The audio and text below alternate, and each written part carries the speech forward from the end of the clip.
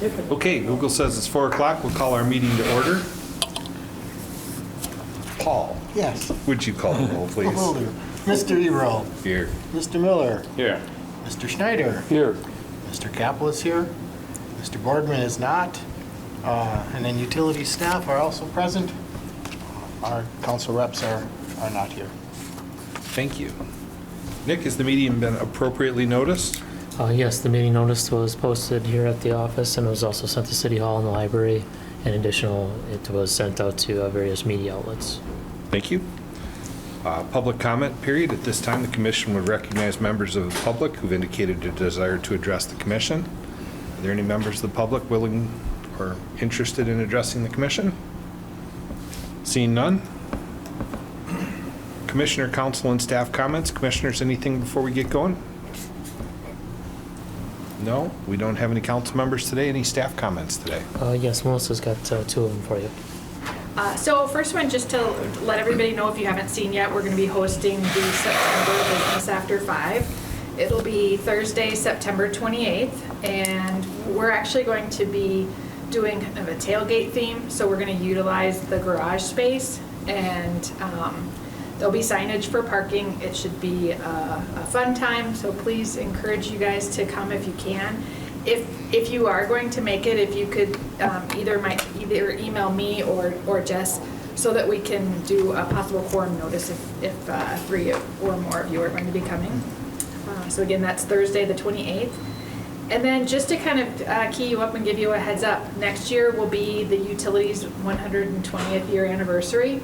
And so we are going to do across the year 120 ways to give back to the community, which equates to 10 activities a month. Some of them are going to be just highlighting things that we're already doing, but we certainly are going to be adding new activities as well. So some of that will be decided here soon, and we'll get more info to you, but just know that that's coming, and that's going to be a real focus for 2024. Cool, thanks. That's cool. All right, number 5, employee recognition. Yes, tonight we recognize Jeff Irish. On August 15th, he celebrated 35 years of service. During his 35 years, he's spent that entirely in the electric department, and he's currently a journeyman lineman. Wow, long time. Yes. Yeah. All right, thank you. Number 6, PFAS and lead update. Yeah, so I'll start with the lead and then let John kind of go into the PFAS, and then I'll probably have some additional comments. But just a general update on lead services. As of today, we're at 123 lead water services that have been replaced this year. And if you remember, this year we DNR made some changes, so we pivoted in how we were approaching that. But that's well over the target of the high 90s that we were shooting for. So we're exceeding the target for the year, and still hitting a few here and there that pop up. But let's meeting the targets this year so far. So, and then John, if you want to chime in on the PFAS and self side. We are actually underway. We have had our pre-con. We have actually put pipe in the ground, and if the concrete pad is formed with the rebar, they will be pouring that on Thursday. The electrical contractor was on site today to start installing the electrical conduit between the booster station and the concrete pad, so that's also underway. So there was a flurry of activity last week and this week. After we get through this week, we'll probably be at a pause then until the trailer itself gets delivered, and then we start making the connections. And just from a schedule perspective, if you remember when we were in budget time earlier this year, we were hoping actually by this time we'd already have the trailer installed. But I guess 2 main items that kind of came up. One was the grant funding that we're getting from the DNR. They while the DNR is generally handling of grants is something they normally do, handling something for PFAS was new, so that process took some time to get it dialed in, especially for our solution being a temporary. They needed to make sure they gave us the requirements, and we need to make sure we incorporated them so we could receive the funding. So that was part of the delay. And then the other is supply chain, right? I mean, it's one of those 2 words that it's kind of like COVID. You don't want to say it unless you have to, but ultimately that's part of the issues behind the trailer right now and getting that all put together. And just as we look forward to the budgeting process, you may remember we were also planning to do the water treatment facilities sand replacement for filtration. It's all of, unfortunately, it's all linear, so, get the south side in place, and then we would move on to the water treatment facility replacement. But with the south side being delayed until probably the end of the year-ish, then that'll delay the sand replacement into next year, unfortunately.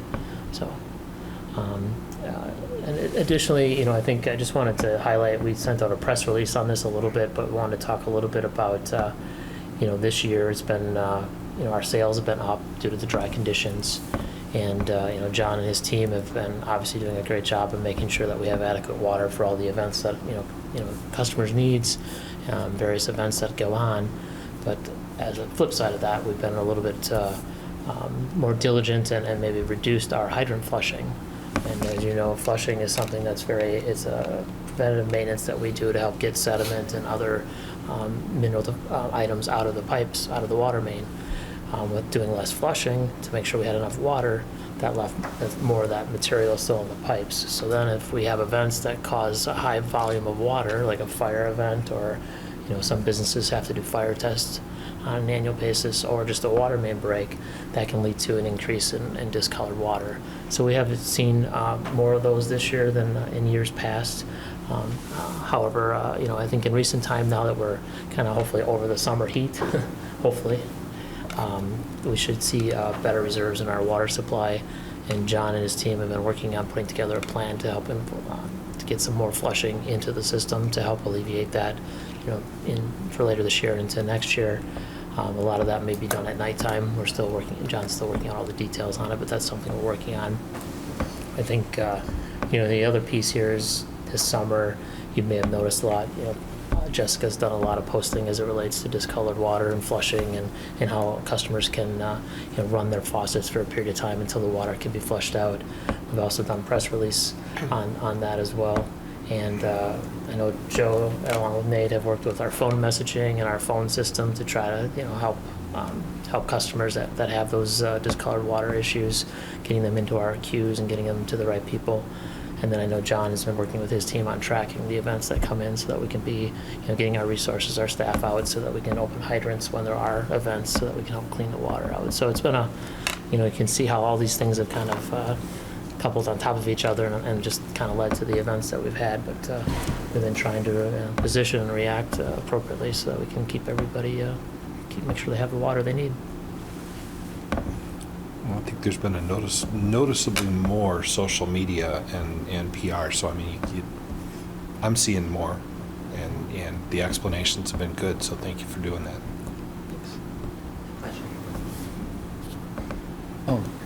On a related subject, what about the streetlight project? How is that progressing? Is that? Well, the streetlight project is something the city is really driving. That's as far as the LEDs. The fixtures. LEDs, I mean, yes. Great question. I don't know, Tony, if you have a brief update on that. So we do have tentative approval for the funding to 80%. However, it's a little bit different than what we first understood it to be. We assumed it was going to be a 2023 project. It's now really turned into a 2024 start, and it goes actually all the way through 2029. So it's not a hurry up and get it all done, slammed through in 1 year. Because our expectation was we didn't know how we were going to do that because you couldn't actually buy anything as part of the funding until you had approval. But the common lead time is 4 to 5 months right now. So by the time we've gotten approval, we would have been past the window for putting the lights up. So it's actually working out in our favor that they're providing a lot more flexibility of when you can run the project. So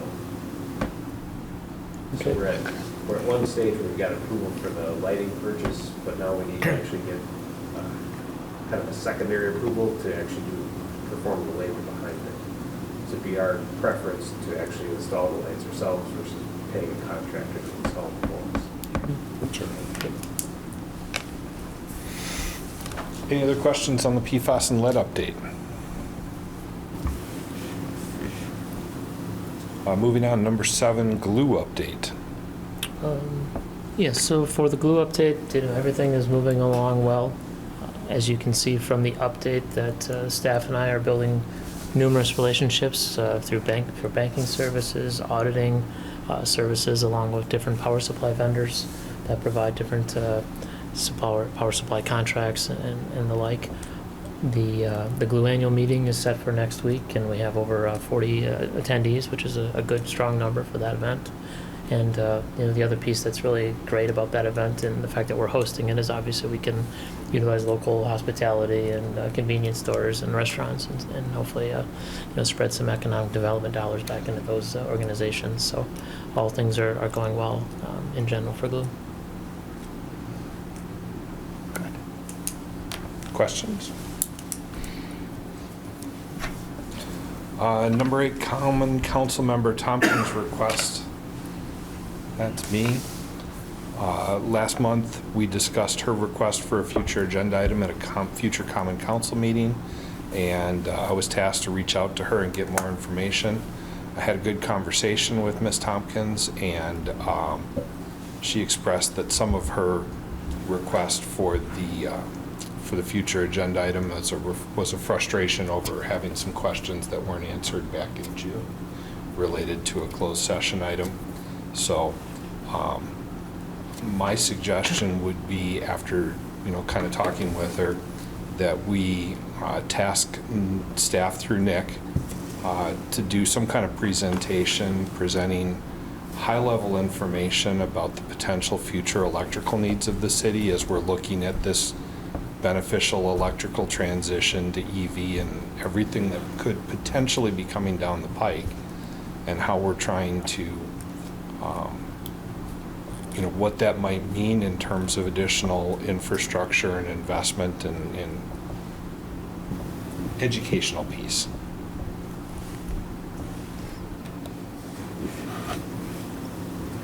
I don't think we have to go to the level of engineering pieces or anything, but just some education on how the science and the art go together.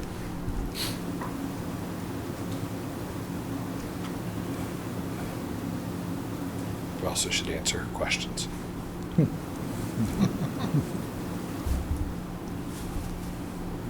Yeah, I guess if that's the commission's wish, that's something we can work on putting together, be it just audio or some type of PowerPoint or whatever, I guess depending on how the material kind of comes together, but put together some type of presentation. I mean, there's numerous resources out there between the EIA and others that are showing this, as you mentioned, EV adoption, electrification as it relates to natural gas furnaces, natural gas stoves, things of that sort. Moving into an all-electric supply for them, and how that obviously will have an impact on our system.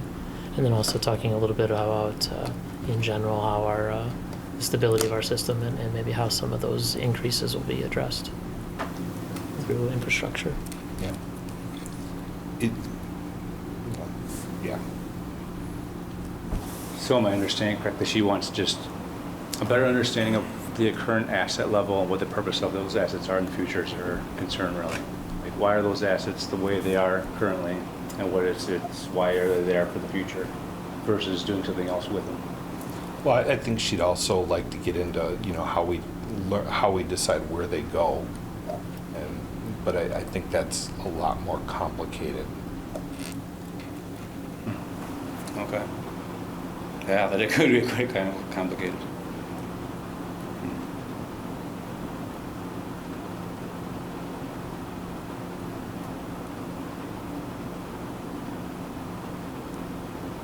Gotcha. Okay. Okay. Any other comments there?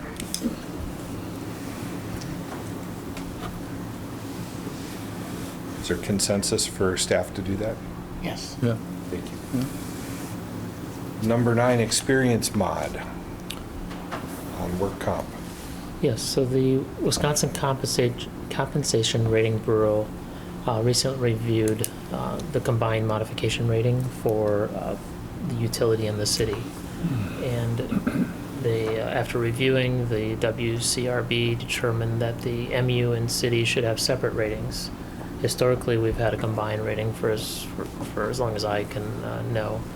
And through my conversations with other utilities across the state, I found there were some locations had utilities and cities combined like ours, and I found other locations where the utility was different.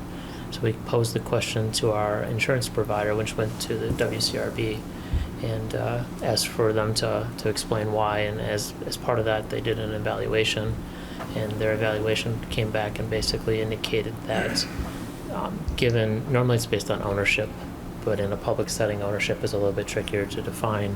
So they looked at it from a board perspective, like who has oversight of the body of the operations, if you will. And given the structure here, the commission has oversight and the council has oversight of the city. So they felt that there was enough separation there that there should be separate modification factors for both the utility and the city. I think from the utilities perspective, our strategic and operational number one focus is the safety of our employees. We focus on training. We have consultants that help us. We do, whenever we have close calls or actual injuries, we go through root cause analysis to determine, what's causing them. If there's ways to, prevent future reoccurrence, we're regularly looking at equipment and tool purchases. And I can tell you during my my career, that there's been, advancements in battery technology has been a huge thing. Guys using cutters where they're, it's the brute strength versus now using a battery-powered tool to do the same operation, and that saves shoulders. I mean, that's a huge cost from a rotator cuff. I know Tony and John's teams are always looking at how can they engineering out the safety risk that's in a project. On the water side, obviously using shoring whenever doing any type of trench work or below grade work. And we spend a lot of time in the pre-process of planning, both from engaging our design teams along with our field teams on sites, to look at projects before we actually even get them to the commission to say, how should we build this project so it's as safe as it can be? How can we handle, traffic control? And then even once the work has begun, on a daily basis, doing tailgate sessions where the guys or the gals, the staff, I should say, that are on site get together and have a discussion about the work activities that are going to go on to make sure they're as safe as possible. So, like I said, we're spending a lot of effort making sure that we have a safe environment, and having the ability to see our mod rating and be rated on our mod rating, we can definitely see the correlation there. And so that's the upside. There is a downside of being separate in the fact that if we do have some high value claims, that could lead to a higher premium. But obviously knowing that and managing and making sure that you're focused on safety should minimize that risk. So this is something we should see starting in 2024.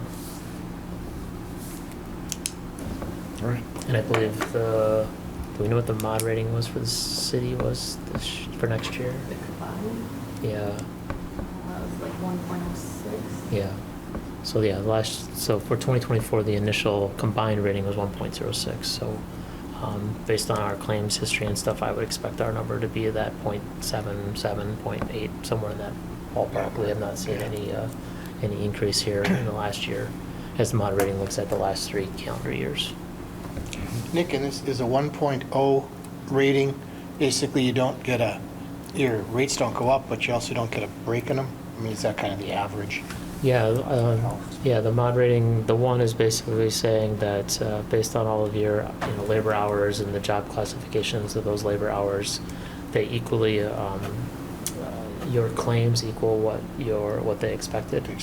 And that also meets with industry average. So basically, you're average with those others that are in the same classifications that you are. And if you have a rating less than 1, then that's showing that you're better than average. Yes. Sorry, go ahead. With the mod rating then for the city, when we're excluded from that, would that probably go up then for them if we're taken out of the equation from where it would be if it was combined? Well, their number would fully reflect their operations. Their and not operation, yeah. ours. So it all depends on where their numbers are as far as, where our number is compared to theirs. Looking at, I did a little bit of digging into it. I think we represent maybe about 10%-ish of the overall premium. So not a huge impact to the city in either way, better or worse. Nate? Does the industry, is going to be apples to apples, so the industry we're rated at now, is that still in the same category on our own? Yeah, and Patty can dive in here as well, but it's based on every position has a category. Like I'm considered, office staff, and our linemen, our watermen are all compared against their similar types, and then we're all put together as one group for the utility rating. Okay. So yeah, linemen would still be compared against linemen, if you will, and so on. I don't know, linemen might be a little too specific. It might be what, electric? Electric and then there's water. Clerical is like office. Yeah. Okay. The So state job- defines every job Yeah. and classifies it. The state sets the rate, which is unique to each job classification. Right. And it's the same rate for every employer in the state with that job classification. Gotcha. Then they use the experience mod to be the adjustment factor for those that are safer than others. Makes sense, yep. Just how I was thinking to say it, yes. I was just curious like, if they were somehow it's getting muddied then too, if there's different combined classifications, but it's real specific. It's very in each specific. spot. Gotcha. I think, another aspect is we use MUW considerably for, while they mainly focus on our field staff on electric, they have hands in all of our safety operations from our office to our water and help us with meeting all the state requirements as it relates to DSPS, I believe, that fall to us as far as, lockout, tagout, things of that sort, from like an operation, just from a building perspective. So we have those programs, and obviously, and then coupled with those programs are safety trainings for all staff. Fire extinguisher training, CPR, Oh. name just a few of them. Just other questions on experience mods? Number 10, MU Commission Governance Review. Yes, so at the last commission meeting, there was just some discussion about if there were any other policies that we wanted to look at, knowing that once we get the additional members, that we may want to take a deeper dive on all of them, or at least those that are applicable. And I think one that came up last time was the orientation process, and recognizing that we're likely going to have 3 new members starting at the next meeting. Between now and then, what type of is the orientation process that's outlined effective and the route we want to go, or if there's ways we'd like to make changes. So just wanted to bring it for review and discussion.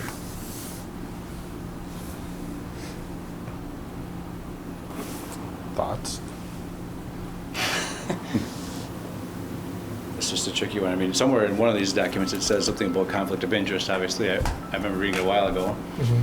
And that one, to me, it seems to be the trickiest one. How would you address that? And I know there's not going to be an answer. That's the problem of having somebody that is going to have a conflict, really. If they're doing their job over there and here, at points there might be conflicts. And so I don't know. In my head, that's the one that comes up. I don't know how to address that either, but you really, what we're talking about in the orientation discussion is how would we frame that conversation with? Is that what you're saying? And is that really our place? I don't know. That's a tough one. So if my brother is an electrician, if he would to bid on a project, I would obviously just step aside if it was a discussion of ours and say, I can't talk about it with you guys. I wouldn't want to do that. And so that hopefully would be the case. But I think that's incumbent on the council when they decide who to appoint, that they have to address a personal if you're talking about a personal conflict of interest. yeah. Gotcha. Yeah, I think when in that same vein, if you, from a personal perspective, obviously you have that relationship there, family member, whereas with the council members, it's not as though they're representing their business per se, so it gets there's a little bit more separation from a conflict perspective. I did raise this point with legal a little bit to understand, the 2 members that are appointed to this body would also get to appoint the other 5. And trying to understand, is that a conflict, right? Yeah. Because they have, and the city attorney believed there was enough separation there that ultimately it's the representation of the good for the community, for the city, for the utility, that there was enough separation.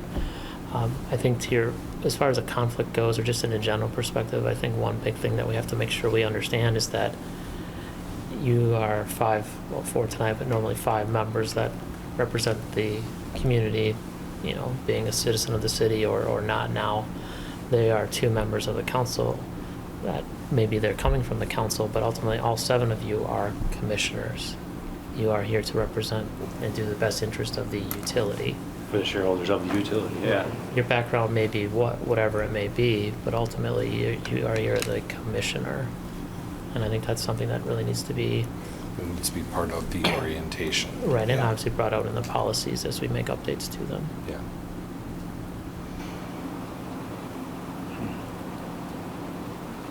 You know, good point. I had some other notes just to keep it going. When we talk about, we've already got a bullet point about the MU Commission policy in our governance document, but I think most of us have done the training that's behind the governance document, meaning that ends and means training through APPA and that Carver governance model. And is that something that we want to expect out of future commissioners? That they understand the basis behind the governance model we're using, not just that they take it for granted that that's the way it is on day one. So I would throw that out there for discussion, whether we expect that of someone. I would throw out there, it takes a long time to get up to speed as a commissioner. And a 1-hour orientation is nothing. Should we consider a one-on-one mentoring program for each new commissioner that comes on going forward, that maybe lasts for 6 months or a year, where they get paired up with an experienced person? And that would take a little extra time for that mentor, but over time we could develop a little bit of a curriculum, so to say, that would perpetuate what's in the governance documents, the why behind the commission, and the thinking there. You're right, Mike. I think it takes a while to get up to speed, quite a while. And I think a lot of, for the new members, that the attendance, show up at a bunch of these different meetings, down to Madison or over to Manawoc or wherever. And I think, have them commit a little bit of their time and learning it that way. Because it's not going to happen at 2 or 3 meetings. They're not even going to get the acronyms down, I still don't know them all. A lot of the things happen once a year, so it takes 2 or 3 years before you see it a second or third time. And if commissioners don't attend maybe a few of these meetings already, then they're behind. So that's kind of critical, I think, to call it attendance.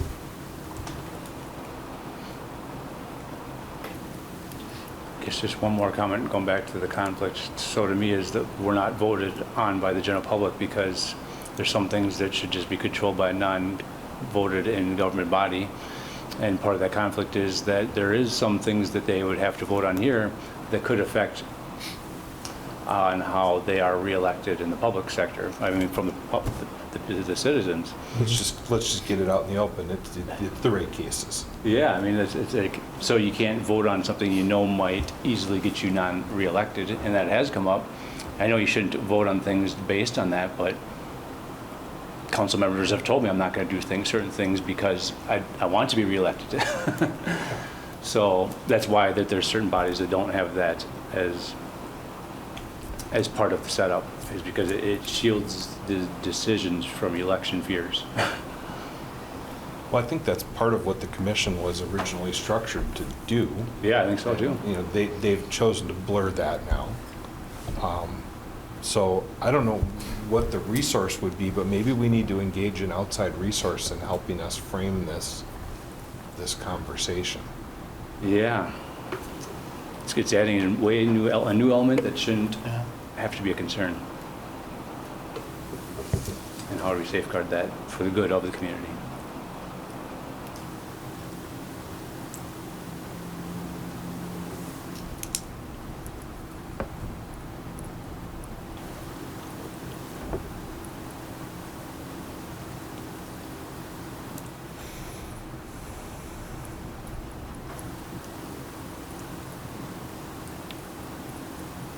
Yeah, to that point, every capital investment, every O&M expense has, potential impact.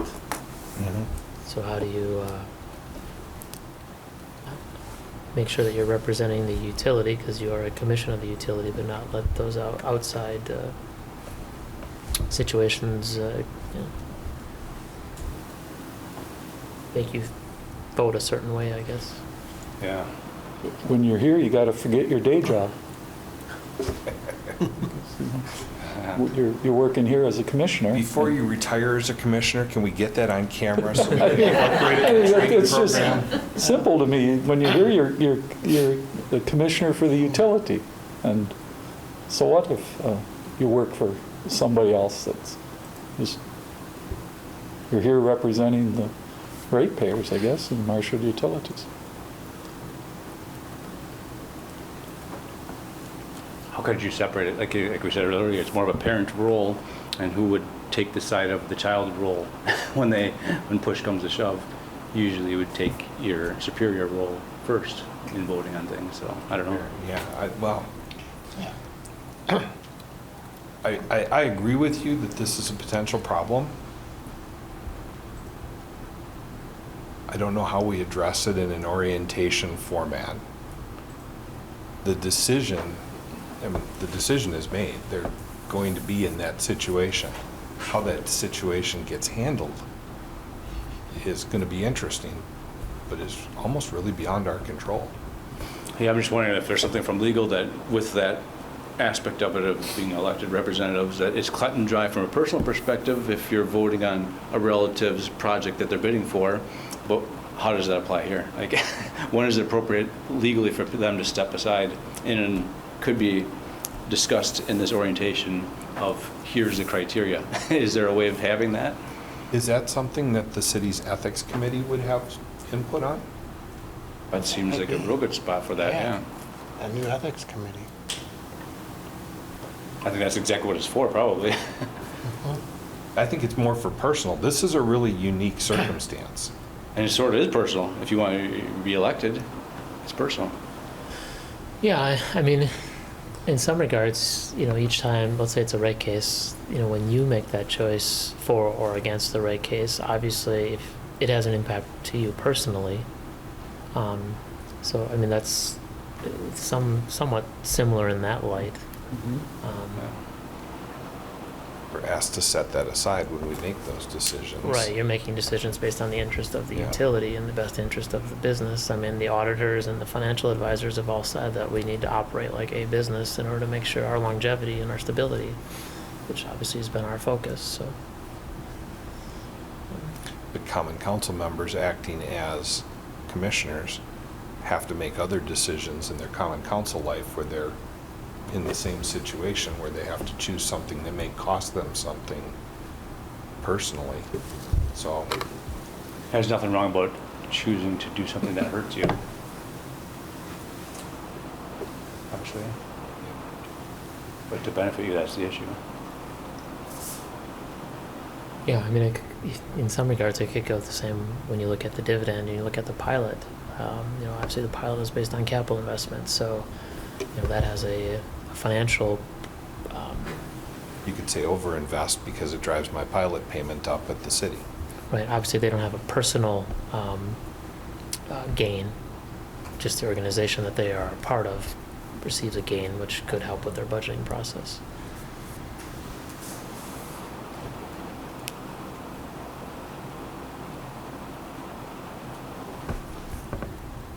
Well, could we frame a question to the ethics committee to ask how we address that in an orientation setting?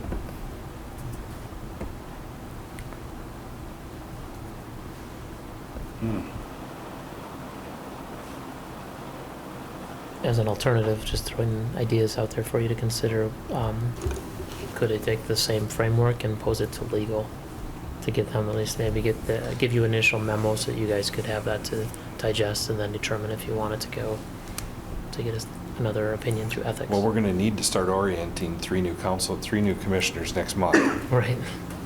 Yeah. So you might get us input from both sources at the same time. I feel more confident that I could get something from legal, just given that the ethics body is not one that meets regularly and would Okay. take time to pull together, but I can ask the city staff on how that works. I think frankly, it's going to maybe an agenda item with our new council commissioners about it. I mean, we may just have to have open and frank discussion about it. Be nice to know up front, so we're not arguing about it later on. I mean, to some degree, we have to trust. Yeah. Yeah, it'd be interesting to ask them how they're gonna separate that, maybe. Yeah. Yeah. Well, and more importantly than how any one individual of them is going to separate it, in my mind, Nate, is how do they help us build a perpetuatable system for the next person that takes their seat and the person after that and the person, how do we build a system Yeah. where the people coming into it know what that expectation is and know how it's supposed to happen, so it doesn't have to be reinvented each time? Makes sense. Yeah.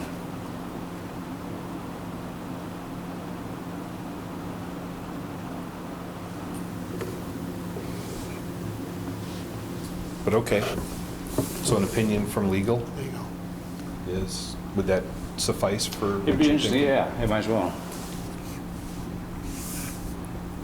So just so I have this framed right, basically you're wanting to understand how a council member, a commissioner that's also a council member, how they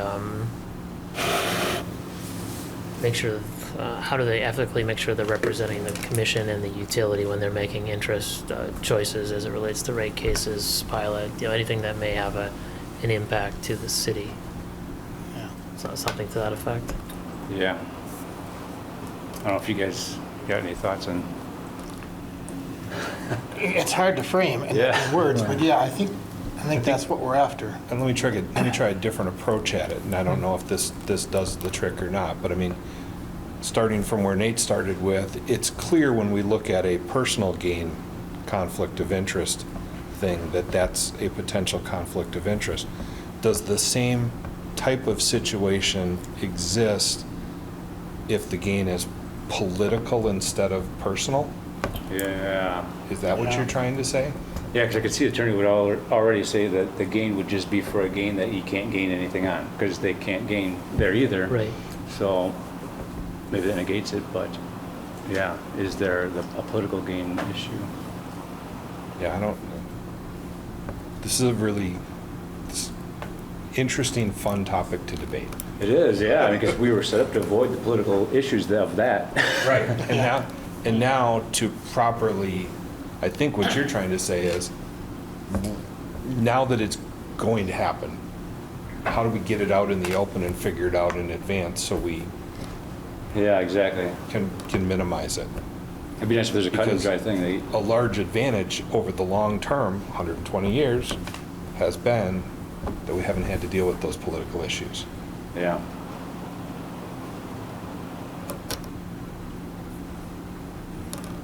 So that'll require further discussion.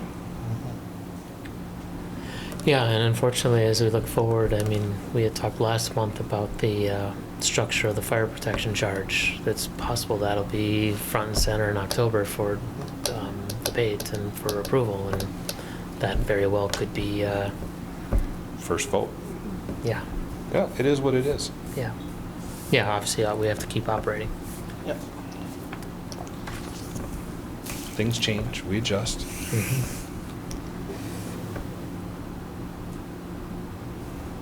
Any other thoughts on whether mentoring is a good idea or not?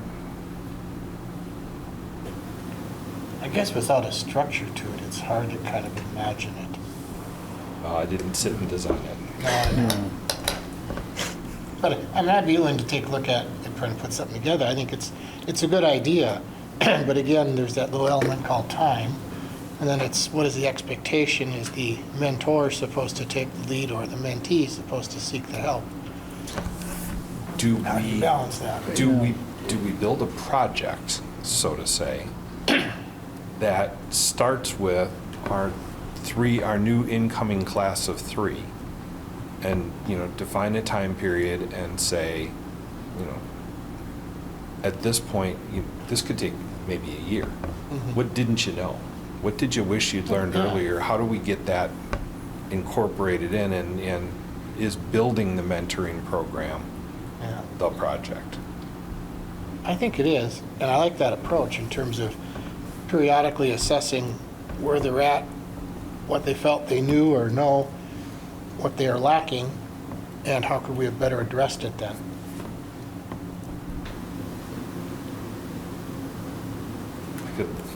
That's a long-term approach I It can live is, with. yeah, it is. So much of it's just the repetitiveness is the hard part, just going through it. Well, and you don't have, I mean, this isn't like some areas in political office where you have a 3-month transition. They're going to get elected on the 26th of September, and our next meeting is October 10th-ish or something. So, you've got about 2 weeks in there. That's all that you've got to get up to speed, which isn't a whole lot of time. Yeah. Well, and how long did it take anybody to understand what the benefit of M1 is? Yeah, really. Yeah. And you have to have a little bit of a financial background to know that, too. Yeah. It took about 3 months for me to understand what M1 was, period, Yeah, right. let alone what its benefit was. Yeah, that's pretty fast. Yeah. Okay. Yeah, I think to your point about information, it really comes down to, there's so much information. It's having, at 12 months, it'd be like, it may not, the first 12 months, the answers may not be the same as the second 12 months, just based Right. on the That's right. topics where you're having a Exactly. debate. I think you're right on that, yeah. Well, and some of the things you don't get into until you're Yeah. 8, 9, 10, 11 months into it. Right. Mhm. Or once every 3 years, or 5 years. Yeah, Yeah. yeah. The other suggestion I have, and this is one of having done this a long time, is I think the commission needs to orient its own members. I think the manager needs to be part of it, but I think that orientation needs to come from the commission itself, probably from 2 members of the commission, so that there starts to be some communication. I think we do ourselves a disservice if we outsource that critical learning time for new commissioners to the general manager. That's a good point. There's a good outline developed. Nick's done a really nice job. We don't have to invent that from scratch, but that would allow for actual discussion during the learning.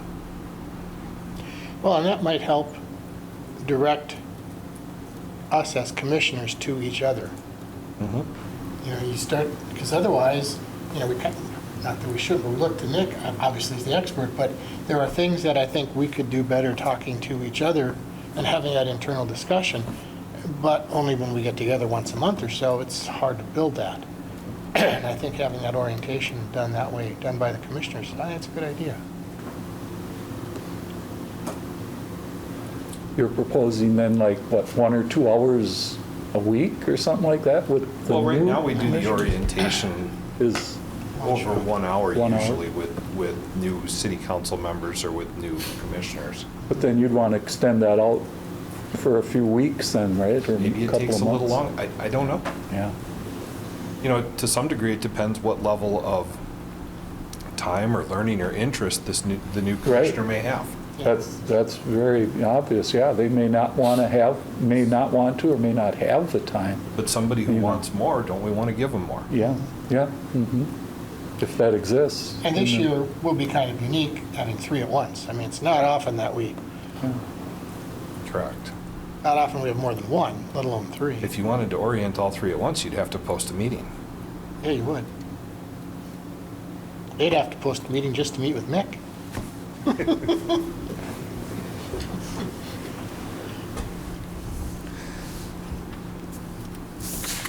So those would be my suggestions.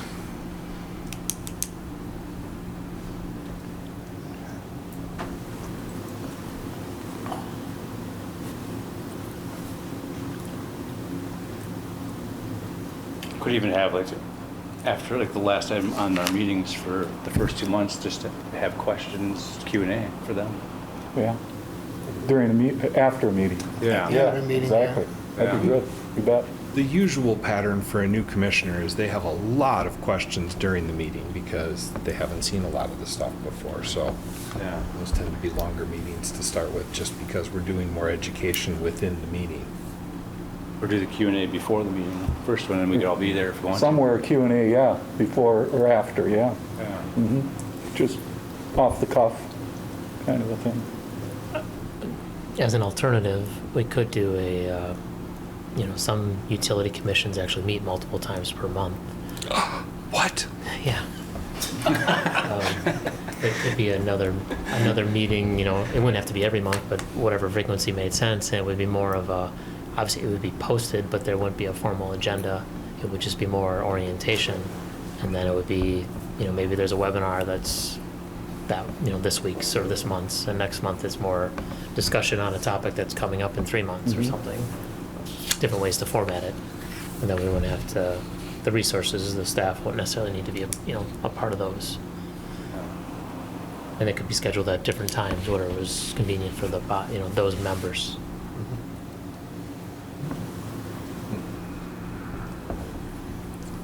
So what, if any, action do we want to take here? Kind of got consensus to task Nick to get a legal opinion. Yep, that's one. That's one. And the 3 new people are starting next meeting. Yep. Yeah. Oh, okay. Assuming the council votes, does all. Reaches a decision, Does yeah. all was their process. In their normal timeline that they would do their Right. process. No reason to expect otherwise, but just, that is the, It's dependent on that. yeah. And that doesn't come till the 26th, right? Yes. Yeah. Yeah. So, Generally, yeah. uh,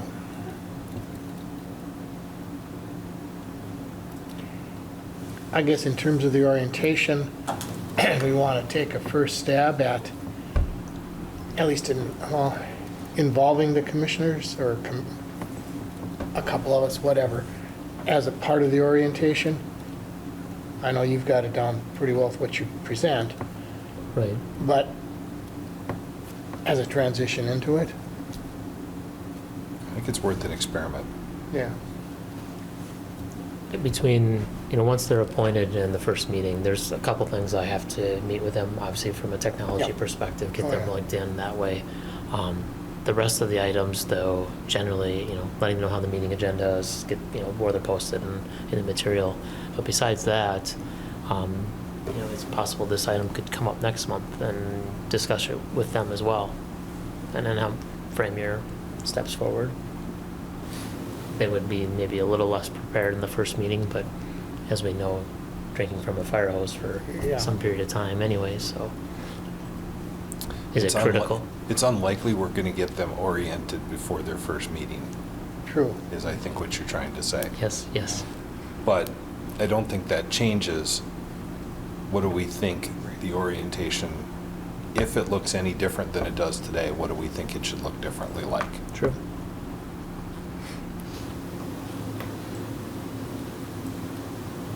Assuming they're all at the same time, not 3 separate orientations? No, even if this was just one new commissioner, because this is such a big change, it's given us the opportunity to really step back and say, hey, is our orientation process exactly the way we want it to be? But I think, if I'd sat back and really thought about it, I probably would have made the same 3 suggestions if it was one person. And if it didn't have anything to do with the council. Yeah, because it is something that should be for whoever. I mean, Yeah, if you're thinking about long-term improvement, yeah. how do we capture more of the tribal knowledge that is on the commission and perpetuate it forward? Because, theoretically, once we're at 7, the next time a council person is going to get oriented is 6 years from now, Theoretically. theoretically. I mean, there's a lot of ifs in there. Practically, it may be before Practically, that. it could but- be 6 months, but, Right. theoretically, it's 6 years. Till the next one's up? Yeah, because they start a 6-year term and a 7-year term. 6 and 7-year appointment. So, assuming they're still on the commission, or the council, and assuming they're reappointed per the council, or the other C word, the council's wishes, it'd be 6 years for the next one it would change. Well, and it's the same for whoever takes John's spot. I mean, our next. But then you'd have probably, you could have turnover every year, though. Oh, you could, yes, could, and I say, yeah. it's not a guarantee. Yeah, right. But there's the. We're going to have a 6-year gap?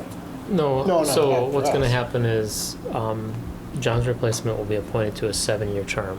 Okay. The two council members, one will be a 5-year term and the other will be a 6-year term. 5 and 6. And then that way it'll roll. So, So each expiring term then can be, it becomes Is a one 7-year person, term. yeah. correct. But I think to your point, life takes us in many directions. So wherever, someone could be on for 3 months and then have to leave the Right. community, then we would replace. But anytime someone's replaced, it's based on the remainder of the term. It doesn't start on a new term for the reappointment or a new appointment. But likely every year you could have a new up. Well, you should have, yeah, you could have one. Likely, You definitely have one. yeah. Right.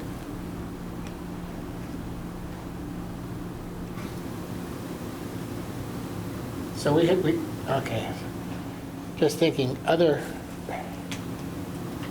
like to see us experiment with involving 1 or 2 commissioners in the orientation process. Taking the lead on the orientation. Taking lead on the orientation. But after that first meeting that they're here, in other words, Nick, you'd have to do some onboarding, as you said anyway, so and just make sure, everybody knows what you've covered in that, but the things that are covered and done. And then, I'm not so sure about the structure of that. Is it just a couple commissioners, or are you involved with the next step of the orientation? I can go either way on that, but I'd like to see that happen. And then I think the longer term of Building a mentor. building a mentoring or some kind of ongoing program that says, we question at 3 months, how is it going? 6 months, how's it going? At a year, how's it going? That, Yeah. I think the GM should continue to be involved in the I do orientation. too. I'm not pushing No, I that do too. position out. I do too. Even just having, as a new commissioner, one other commissioner's phone number they can call, so like when they're reviewing Yeah. this is your person, you can call if you want to go over it together, your packet. That might help too. So I think, let me throw this out then. So the changes we would consider making, 2 things, 2 levels.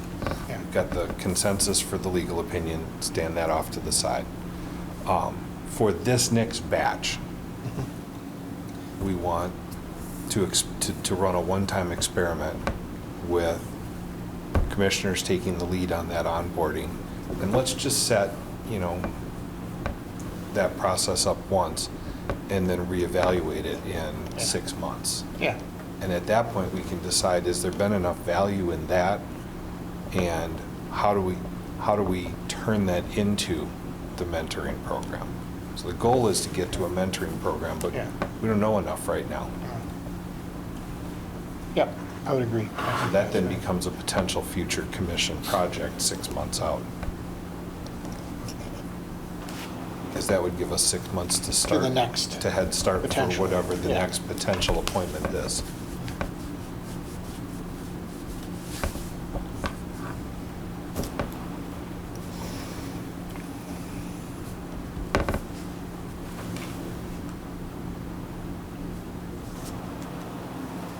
I don't even know that would require a change to the policy. I don't think it does when I read the policy, because the policy just states pretty much the things that are covered.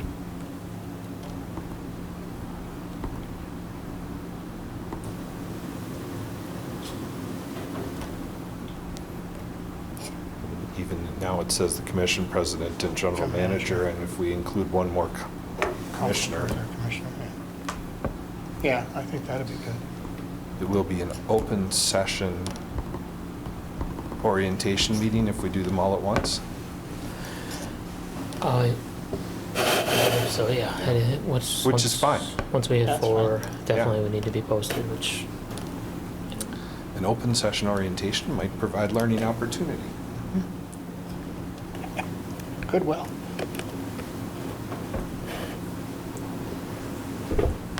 All right. That was a little messier discussion than you might have expected, but good discussion. good stuff. Any other thoughts there? Do you have enough clarity on what we're thinking here? I have my piece with the legal, and it sounds like you're gonna take on the rest of the lead on the, I'll still do, Is- I'll still do, You'll still be part of it, yes? yeah, and I'll connect with the new members once they're appointed, to just get them connected from technology standpoint, and then I'll get you guys connected to them to figure out the, Yeah, if you can coordinate the setting up of it, that would be great. sure. Is there another commissioner who would like to participate in that? I'd go. You want to? I mean, you're It's a just, 50-50, guys. Yeah, it's 50/50, because he's not gonna be here. And Harry, well, Harry, he's not here, we vote him in. arm wrestle? What's your preference, Nate? 'Cause it- Even we could all go, maybe even. I don't know. I wouldn't mind going. unless you- Okay, go ahead. You Go ahead and take it. Yeah, That's fine. Yeah, no reason that there's no reason it can't be everyone. Yeah. No, and maybe that's, in the future, that's how it works. You know, That might it be doesn't have to be the interesting. same people every time. That wouldn't be intimidating if you're the one new person on a group of 7. Boom. Well, hey, maybe a little intimidation is good on that.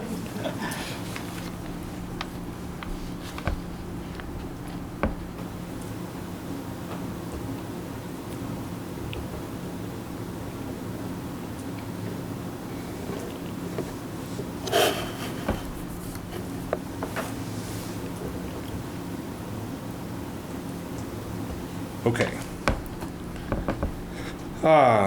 Moving on, number 11, job orders. None for approval this evening. None for approval, thank you. Number 12, bills and payroll. Bills have been reviewed and certified good for payment. It's like a record. So move to approve. Motion approved by Paul. Second. By John. Questions, discussion? All in favor? Aye. Opposed? Motion carries. Number 13, previous meeting minutes from August 14th, 2023. Move to approve? Motion to approve by Nate, Second. second by Paul. Any discussion? All in favor? Aye. Opposed? Motion carries. Number 14, financial reports. And this month, we have the August cash reports and the July financial statements. Any questions on the financial reports? I see one for me. Mm-hmm. Go ahead. No, it's not that important now. I'm good. You sure? Yep. Any questions? Okay. Number 15, closed session per Wisconsin statute 19.851C, considering employment, promotion, compensation, or performance evaluation data of any public employee over which the governmental body has jurisdiction or exercises responsibility for the purpose of discussing the commission's annual self-evaluation and personnel updates. Is there a motion to go into closed session? Go ahead, it's your I last so meeting. By John, I'll second. second by Paul. All in favor? Aye. Aye. Motion carries. We are in closed session. We'll take a break for a couple minutes to clear the room.